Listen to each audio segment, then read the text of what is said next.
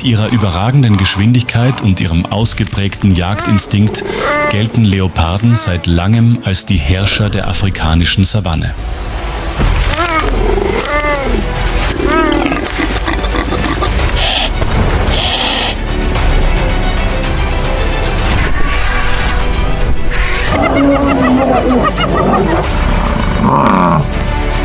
Kann eine Leopardenmutter ihre Jungen in einer Welt schützen, in der auch Jäger leicht zur Beute werden können?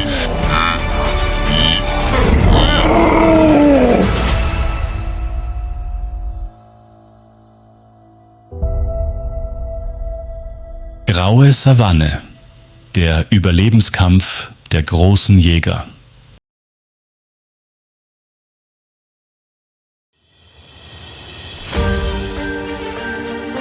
Die Morgendämmerung bricht über die Serengeti-Steppe herein, wie ein sanfter, aber geheimnisvoller Gruß.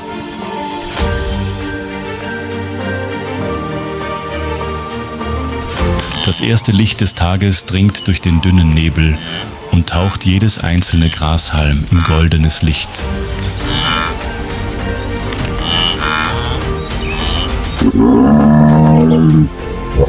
In der Stille der Natur scheint alles stillzustehen, doch hinter dieser Ruhe verbirgt sich eine Welt in ständiger Bewegung.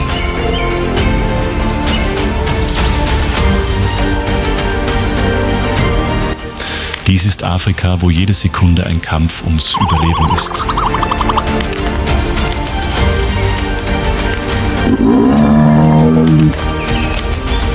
Wo jedes Geräusch, jeder Blick, jeder Schritt ein Zeichen des Lebens oder des Todes ist.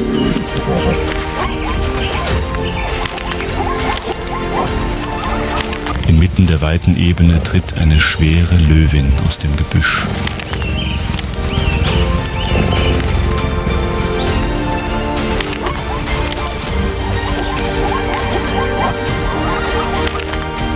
Sie sucht keine Beute, sondern einen versteckten Ort, um ihre Jungen zur Welt zu bringen, denn ihr Mutterinstinkt ist stärker als ihre Angst.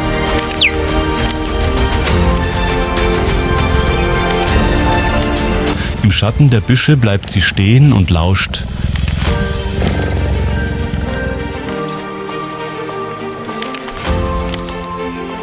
Der Jäger könnte in der Nähe sein, aber sie kann nicht länger warten.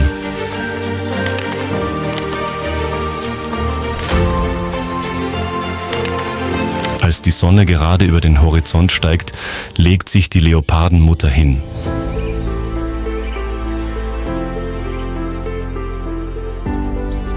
Die ersten Augenblicke eines neuen Lebens beginnen mit Stille und dem Schmerz, der in der gefährlichen Steppe bevorsteht.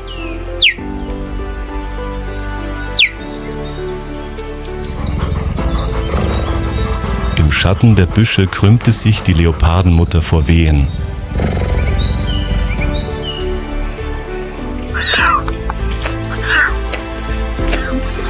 Es gab keine Herde, niemand, der ihr helfen konnte, nur ihr Instinkt, der sie leitete.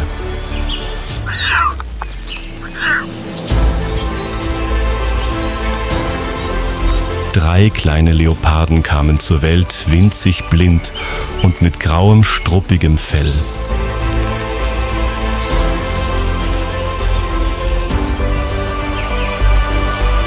Die Leopardenmutter leckte ihre Jungen sauber und schob sie sanft an ihre Zitzen.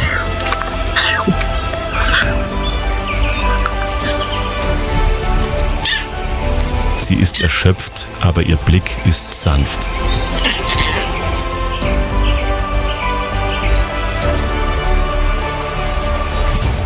In diesem Moment ist die Gefahr weit weg und nur die Wärme des neuen Lebens ist zu spüren.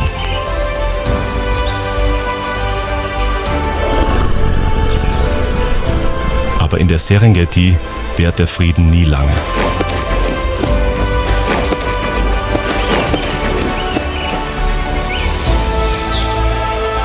Bald muss sie wieder aufstehen, um ihre kleinen Jungen in dieser gefährlichen Welt zu beschützen.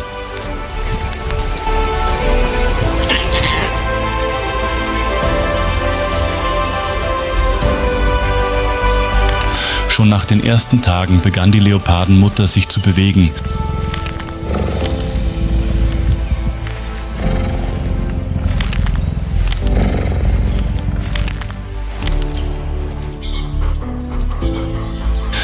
konnte nicht zu lange an einem Ort bleiben, da der Geruch ihrer Jungen jederzeit Hyänen oder Löwen anlocken konnte.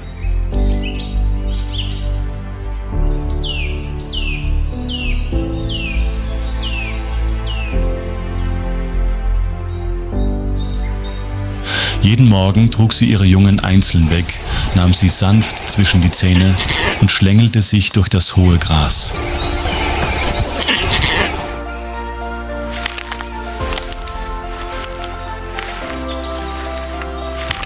Wenn sie ein Junges an seinem neuen Versteck abgelegt hatte, kehrte sie zurück und trug still das nächste Kind.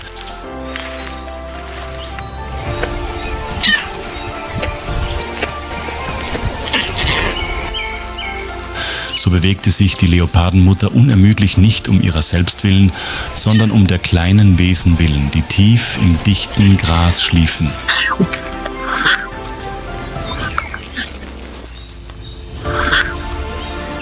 In diesen ersten Lebenstagen hatten die Leopardenjungen noch nicht die Augen geöffnet und wussten nichts von der Welt um sie herum.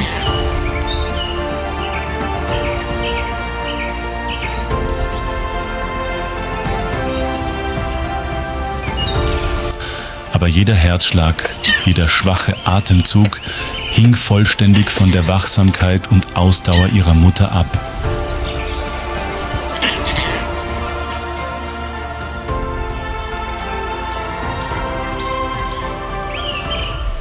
Mit der Zeit wachsen die Leopardenjungen unter dem stillen Schutz ihrer Mutter heran.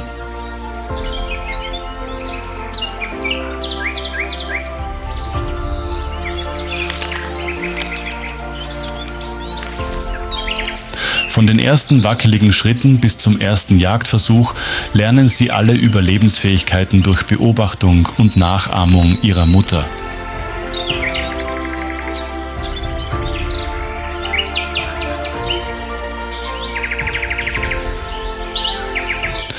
Obwohl sie Einzelgänger sind, pflegen Leoparden während des ersten Lebensjahres eine besondere Bindung zu ihren Jungen.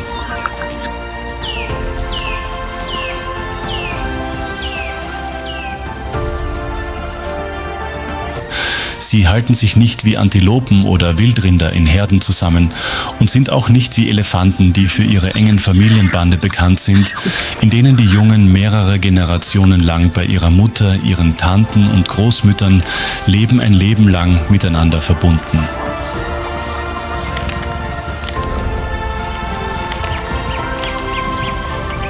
Im Gegensatz zu Elefanten, wo die alten Weibchen helfen, die Herde zu erziehen und zu beschützen, trägt die Leopardenmutter die gesamte Verantwortung allein.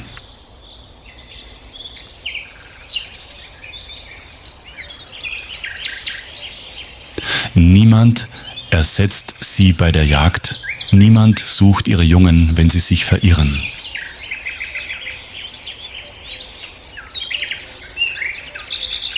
Aber gerade in dieser Einsamkeit wird die Bindung zwischen Mutter und Kind durch jede Lektion, jede Narbe, die mit ihrem eigenen Blut und ihrer eigenen Kraft bezahlt, wurde noch stärker.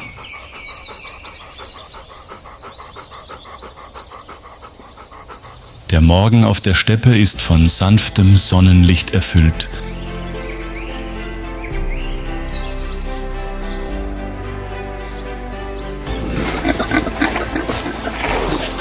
In der Ferne grast eine Herde Impalas, die gelegentlich den Kopf hebt und mit gespitzten Ohren wie lebende Antennen Ausschau hält.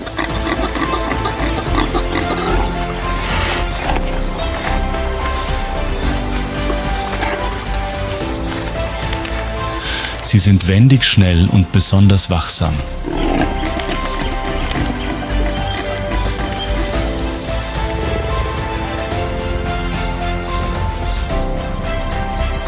Die Leopardenmutter duckt sich im Gras und fixiert mit ihren Augen ein junges Impala, das etwa 80 Meter entfernt ist.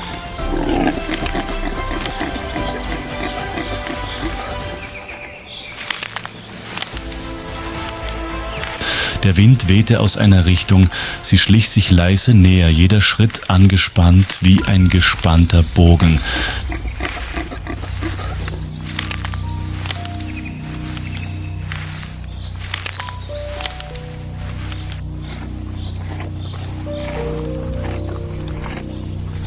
Dann plötzlich sprang ihr Körper wie eine Feder in die Höhe und sie schoss davon.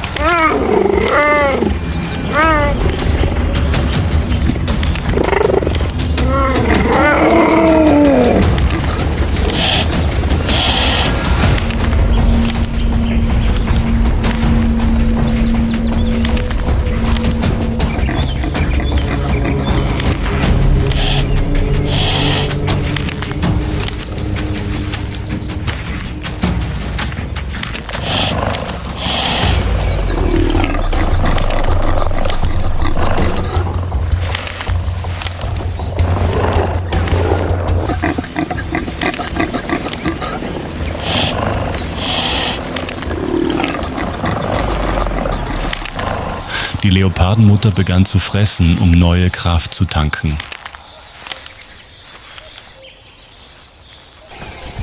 Zur gleichen Zeit schlängelte sich in der Nähe des Leopardenjungen eine Gestalt langsam durch das dichte Gras. Es war eine grüne Schlange.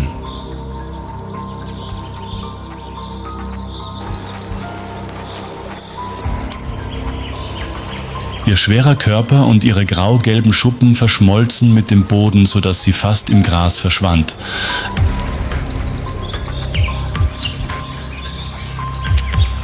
Aber diesmal gab es keine Gefahr.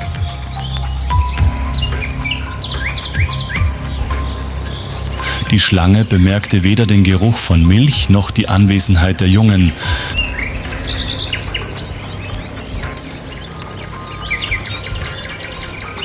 Sie rollte sich zusammen und ruhte sich aus, damit das fragile Leben in aller Stille weiter bestehen konnte.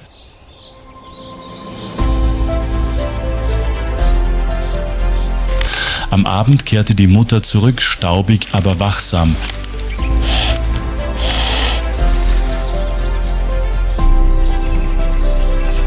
Die Jungen rannten zu ihr, schmiegten sich an ihren Bauch und tranken Milch. Die Zeit verging und die Leopardenjungen waren nun mehr als 2 Monate alt.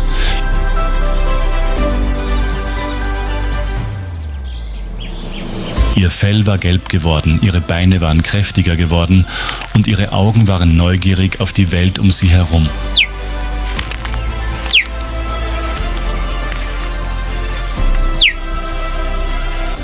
Sie beginnen das Dickicht zu verlassen und folgen ihrer Mutter auf den endlosen Grasflächen. Sie wissen nicht mehr nur, wie man Milch trinkt, sondern beobachten jeden Schritt ihrer Mutter, jedes Mal, wenn sie sich im Gras versteckt.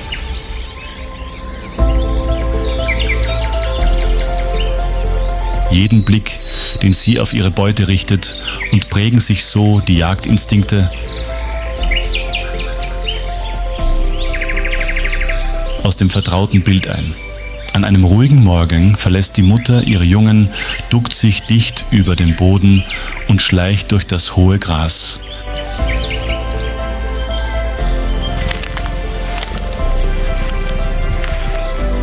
Die Jungen verstecken sich hinter ihr und liegen still im Gebüsch. Sie haben verstanden, dass jedes Mal, wenn ihre Mutter weggeht, eine Wette zwischen Hunger und Sättigung ist. Sie dringt tief in die Wiese ein und lässt ihren Blick über die Herden von Antilopen in der Ferne schweifen.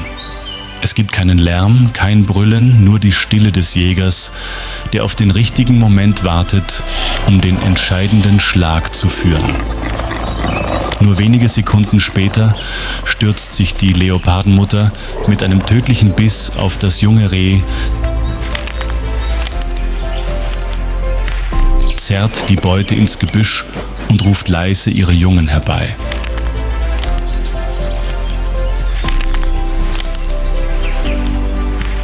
Die kleinen Leoparden kommen angerannt und genießen begeistert ihre erste Mahlzeit in ihrem Leben.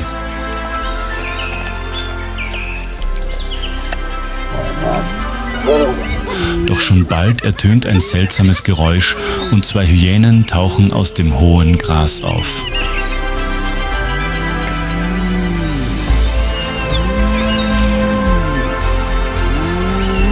Als opportunistische Fleischfresser sind gefleckte Hyänen für ihre extrem starken Zähne und ihr Rudelverhalten bekannt.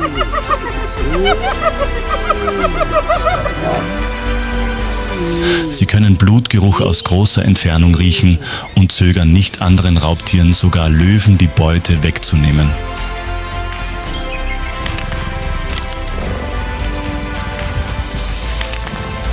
Die Löwenmutter brüllt, springt hervor, um sie abzulenken und hält sie von ihren Jungen fern.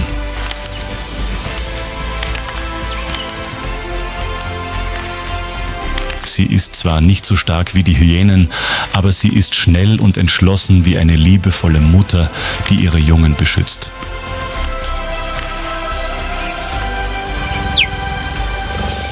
Glücklicherweise geben die Hyänen nach einigen Minuten des Lauerns und ohne eine leichte Beute zu finden auf.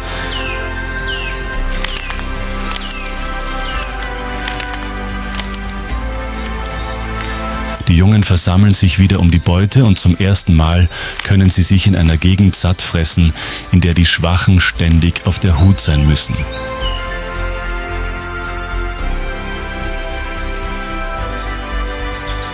Als die Sonne langsam untergeht und die Steppe sich dunkelrot färbt, bringt die Leopardenmutter ihre Jungen in ihren Unterschlupf.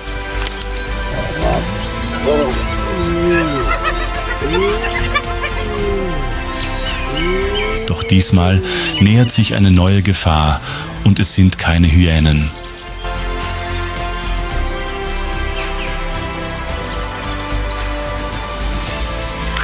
In der Ferne nähern sich mehrere große Schatten langsam der Steppe.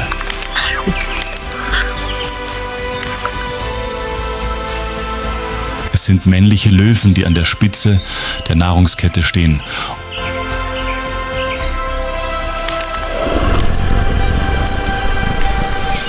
Ohne Eile bewegen sie sich langsam, aber kraftvoll voran, markieren ihr Revier und suchen nach Spuren.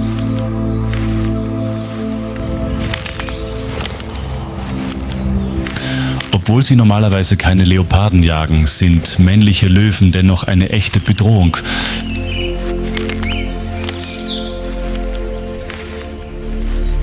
Wenn sie auf ein kleines Junges stoßen, töten sie es nicht, um sich zu ernähren, sondern um eine Bedrohung auszuschalten, so wie sie es mit den Jungen ihrer Rivalen tun.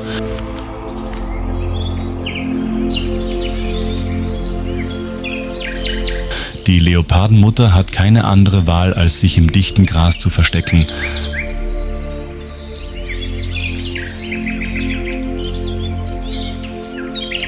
Nicht weit von ihrem Versteck ruht sich eine Löwenfamilie im Schatten eines großen Baumes aus.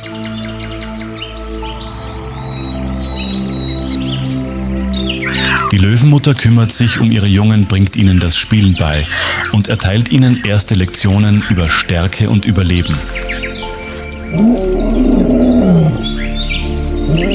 Ein männlicher Löwe taucht in der Ferne auf und beobachtet die Löwenfamilie aufmerksam.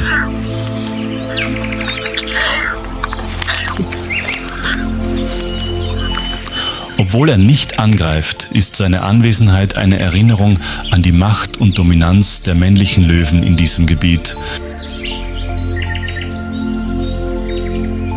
Schließlich wendet sich der männliche Löwe ab und die Löwenfamilie ruht sich weiter aus.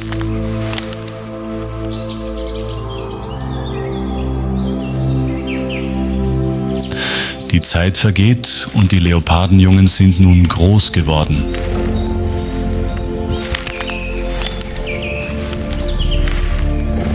Die kleinen Leoparden, die früher nur unter dem Schutz ihrer Mutter versteckt waren, sind nun stark und flink genug, um mit ihrer Mutter auf die Jagd zu gehen.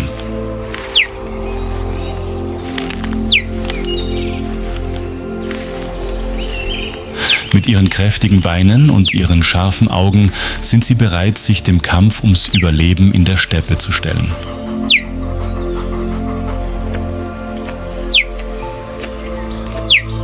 Die Leopardenmutter führt ihre Jungen über die weite Ebene, wo das trockene Gras unter ihren leichten Schritten raschelt.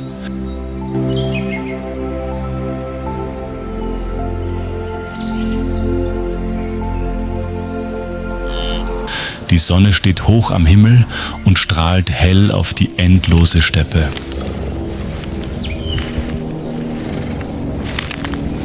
Auf der Wiese grast eine Herde Gnus, ohne zu ahnen, dass Gefahr naht.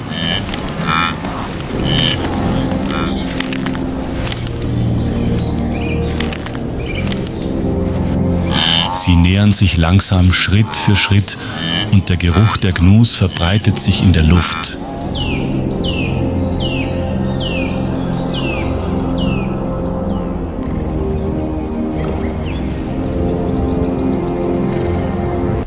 Die Jagd beginnt.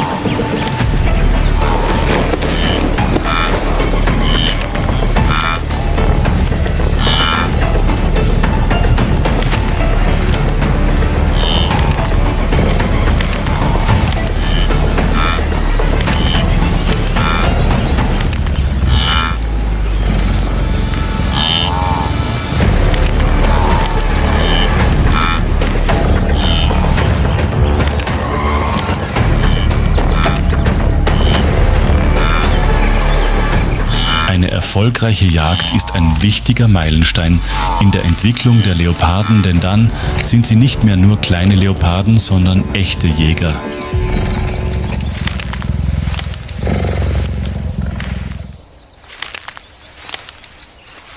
Während die Leoparden sich ausruhen, geht das Leben in der Serengeti weiter.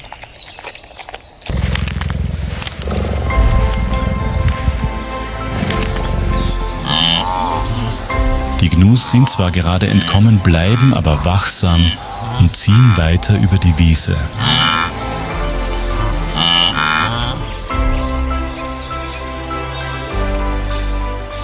Wilde Zebras sind Herdentiere, die jedes Jahr Hunderte von Kilometern zurücklegen, um Nahrung und Wasser zu finden.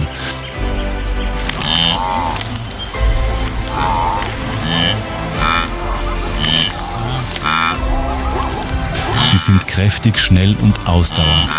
Ihre Wanderung ist jedoch nicht einfach.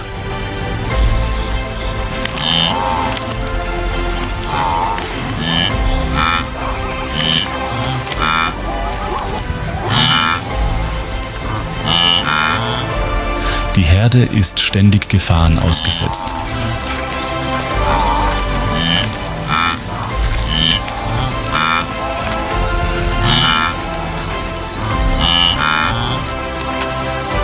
Raubtiere wie Löwen, Leoparden und Hyänen versuchen immer die Schwächsten anzugreifen.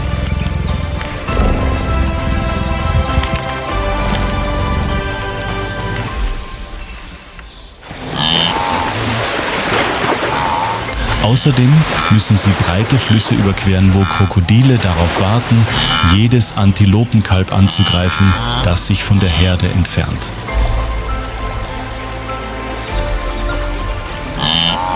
Nur die gesunden und flinken Antilopen können überleben und diese beschwerliche Reise fortsetzen.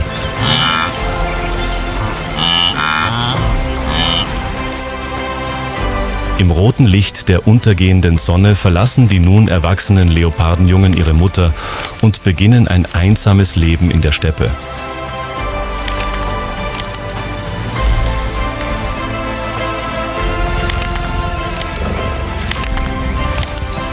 Sie tragen den Instinkt in sich, den sie in den Monaten bei ihrer Mutter gelernt haben: jagen, sich verstecken, überleben.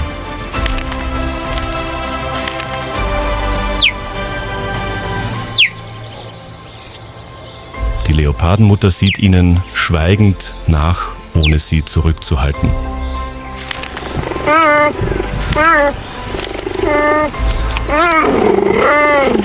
Die Trennung ist notwendig, damit ihre Jungen stark genug sind, um sich dem gnadenlosen Kreislauf der Natur zu stellen.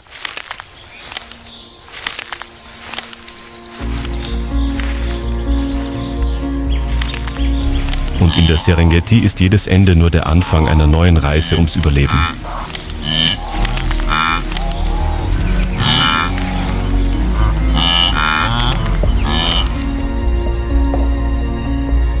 Heute, obwohl sie immer noch den Titel des schnellsten Tieres der Welt tragen, stehen Geparden vor einem anderen, langsameren, aber viel härteren Kampf ums Überleben, dem Kampf gegen das Aussterben.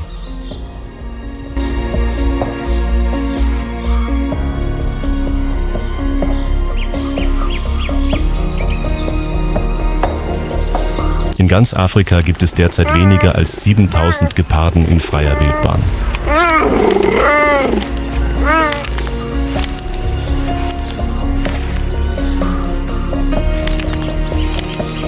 Sie sind aus über 90% ihres historischen Verbreitungsgebiets verschwunden.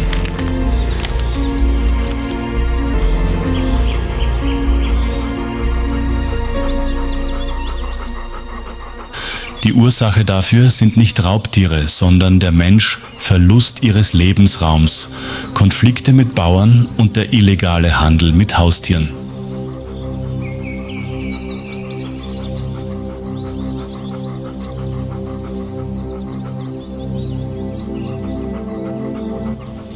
Als Tier, das viel Platz zum Jagen und Aufziehen seiner Jungen benötigt, kann der Gepard in Gebieten, die durch Zäune, Straßen oder Urbanisierung eingeschränkt sind, nicht überleben.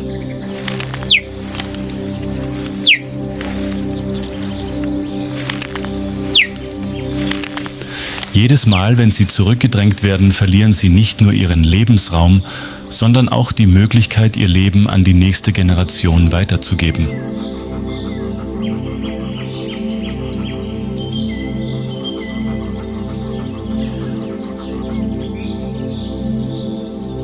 Ohne rechtzeitige und wirksame Schutzmaßnahmen wird die beharrliche Reise der Leopardenmutter und ihrer Jungen durch die Steppe nur noch in Dokumentarfilmen zu sehen sein, als traurige Hymne auf eine große Raubtierart, die langsam in der Vergangenheit verschwindet.